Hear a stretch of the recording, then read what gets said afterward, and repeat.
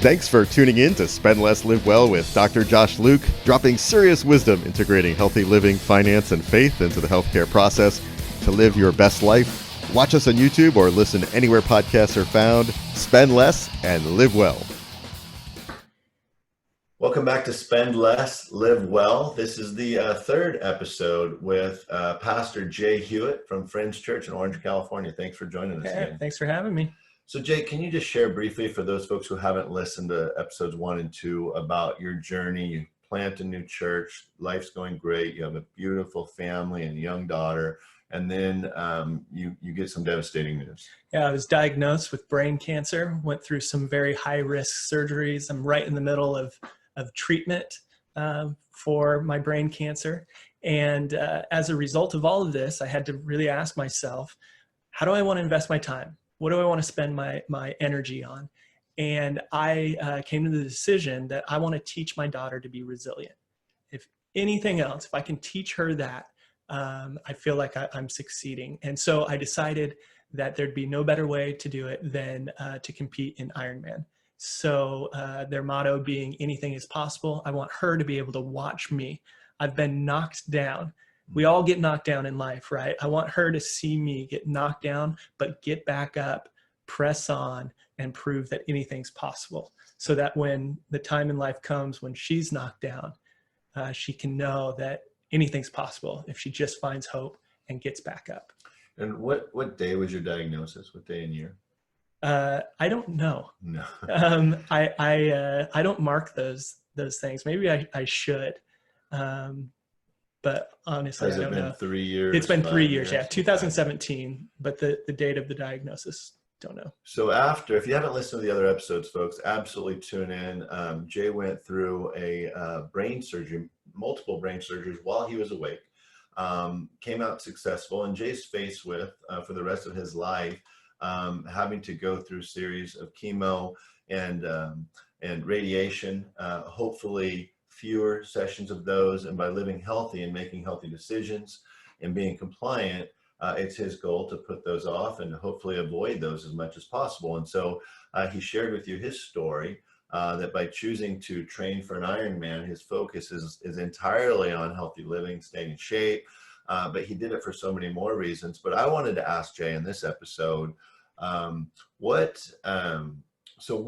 first of all, of the 3 events, the swim, bike, run, which was the one that you naturally are like, oh, I've always been a good runner, or I've always been a good swimmer, always been a good biker? Is there one that tell us which one is the easier and which one you're like, you dread training for? Yeah, running has always been my go-to. So I can remember being, 8 years old, and there was a run club at school, and at recess and lunch we would just run, and you win a jacket at the end of the year, and I was all about that. And I've kept that up throughout the years, and have learned that running has been an amazing outlet for anxiety for me. When I just have stress being built up, if I can keep up the exercise routine and make sure I'm getting out and running, that has always helped curb that anxiety. Which brings up the point that although my primary reason for doing Ironman is for my daughter, a secondary reason is because I knew going through all of these medical issues, there was going to be a lot of stress involved. And I knew that training would help me to cope with the stress and would help me from turning to other negative coping mechanisms. I want to make sure I'm using healthy coping. Great. And so is the swim or the bike the most challenging for you? Yeah, so initially the swim is the most intimidating. I wasn't a competitive swimmer, learn how to swim when you're 5 years old, and then, that's about it. However, found a great swim coach, a guy that is a part of my congregation, and he has just offered his time, and he has whipped me into shape. And I really enjoy swimming. It's probably the most enjoyable now out of the 3 disciplines. There's something very meditative about it. And you're able to stretch out on each pool. Now it's torturous as well. There's, when you're swimming over 2 miles, and you're in the water for over an hour, That's difficult, but I've really come to enjoy that. I thought cycling would be my favorite because there's so much freedom that comes with when you're just, flying down a road. However, when you've got to cycle 112 miles, I have found that my biggest issue isn't with strength or aerobic, being in shape with the aerobics. It's actually flexibility. And I've always struggled with flexibility all the way back to grade school when you did the presidential fitness examination and you did pull-ups and ran the mile, and I crushed all of those things. And then when it got to the sit and reach, where you have to reach out on that board, I could never get that score that I needed. And so I find myself for 112 miles, that's 5 to 7 hours, depending on your pacing, on a bike, hunched over, doing the same repetitive motions. And so by the end of a long training session, I can feel my hamstrings start to clench up, which pulls on my hip flexors, which then pulls my back muscles. And then to transition from a long bike ride into a run where you're pounding your joints, I've had some issues there. And so really what I'm finding is I have to overcome my flexibility limitations more than any of the other three. Great input. And folks, if you haven't seen the little documentary that Jay's done, you can see that on YouTube, or you can go to jayhewitt.org, sign up for periodic email updates. You can find him on Facebook at Jay Hewitt.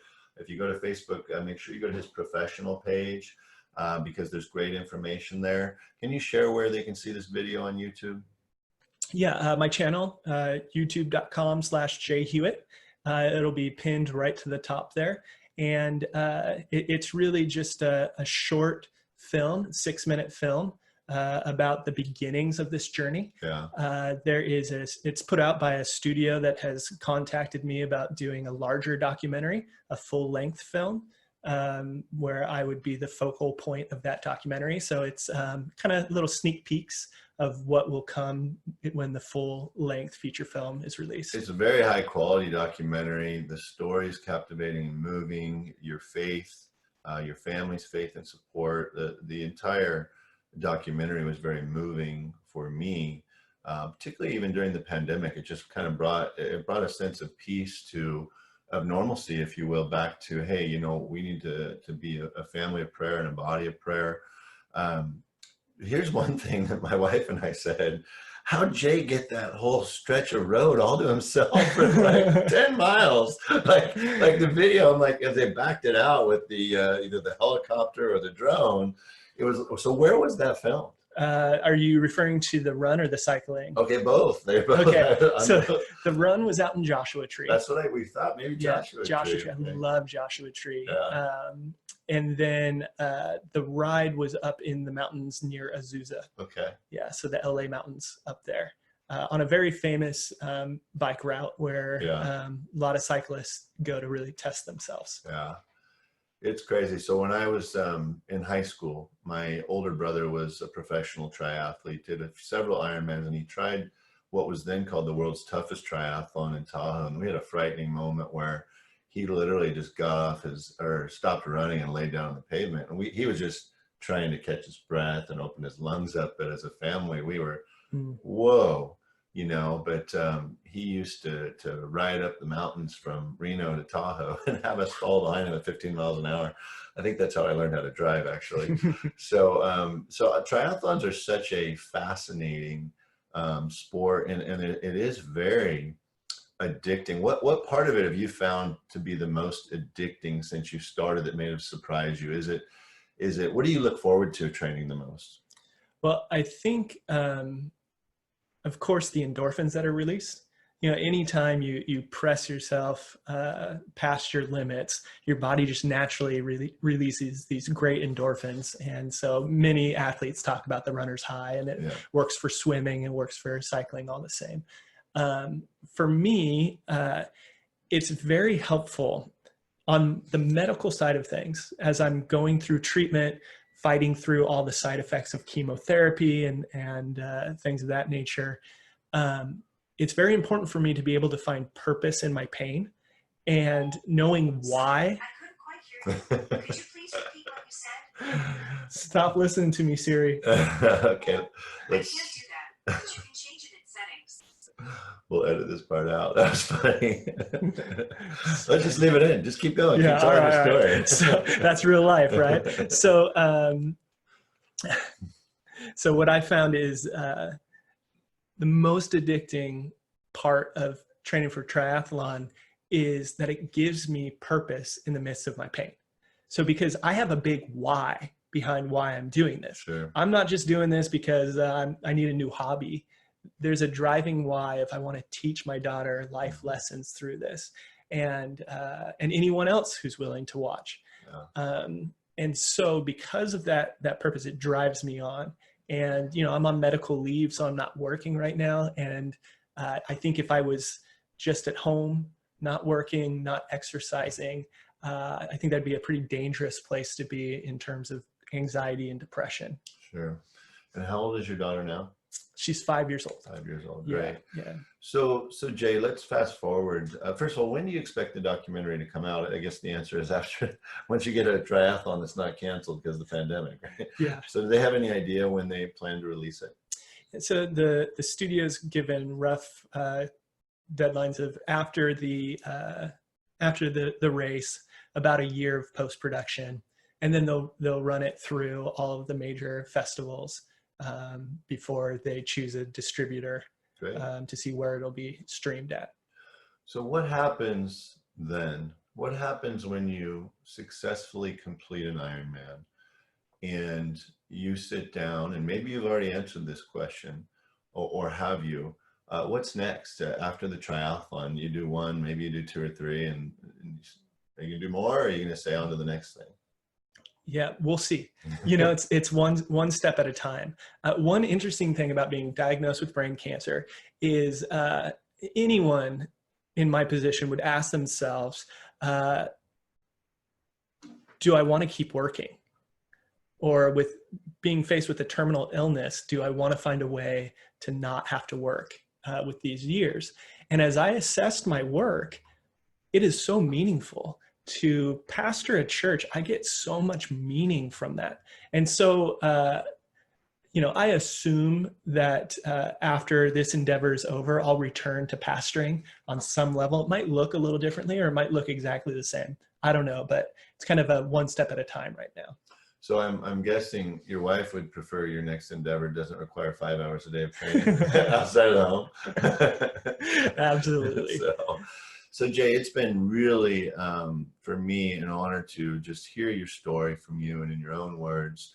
Could you just wrap up this third and final session we're doing by just sharing your faith a little deeper, some of the scriptures that you go to, that you look to, that have really helped you in this time? Maybe there's a listener right now who has a friend or a loved one who has a chronic disease that they're looking to provide some support for. Can you maybe put your pastor hat on for a minute and just kind of say, hey, not just my pastor hat, but from my personal experience, here's some words of wisdom. Yeah, well, and I can speak directly to what scriptures have helped me in this time. And the book of 2 Corinthians, that has become the key book for me, because the Apostle Paul, he has this mission. He's going around starting new churches, and he has an illness. And in 2 Corinthians, he talks about this illness. He calls it the thorn in his flesh. And he says that he prays 3 times for it to be taken away. And in the Bible, 3 means complete. So he prayed it through and through. Lord, take this away from me. And Jesus's response to him through prayer was basically no. He said, my grace is sufficient for you, and my strength is perfected in weakness. And so then Paul concludes, well, then when I'm weak, I'm strong. And that's one of the reasons why I took on this endeavor of Ironman, because if God has promised me that when I'm weak, he makes me strong. Now, I know that he's speaking on spiritual terms, but I just asked the Lord, will you give me a physical manifestation of this something symbolically that will show me that when I'm at my weakest, you'll provide me the strength so that I'm actually strong. So before every workout, I pray, Lord, give me strength.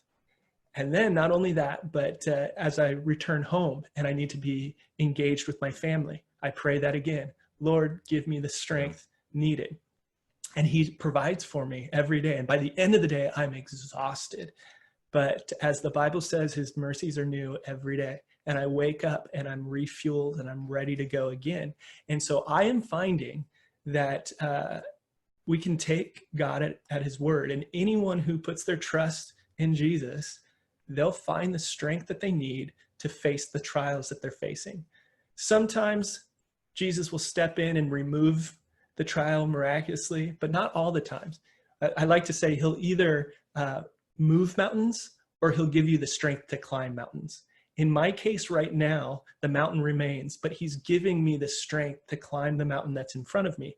And I am not an exception because I'm a pastor. I don't get special treatment. It's for any of God's children that would trust in him. And so anyone who's facing something that just seems too big to overcome, they can turn to God for strength and trust and be secure knowing he's going to give it to them. And that's a great way to wrap up the third episode with Jay Hewitt of Spend Less, Live Well. Jay, thanks so much for sharing your story, folks. We shared earlier, jayhewitt.org. He also has a YouTube channel on Facebook and Instagram. Follow his story. Look for the full documentary to be coming out in 2021 or 2022. We'll certainly update you on our show when it does. Thanks again, Jay. Thank you.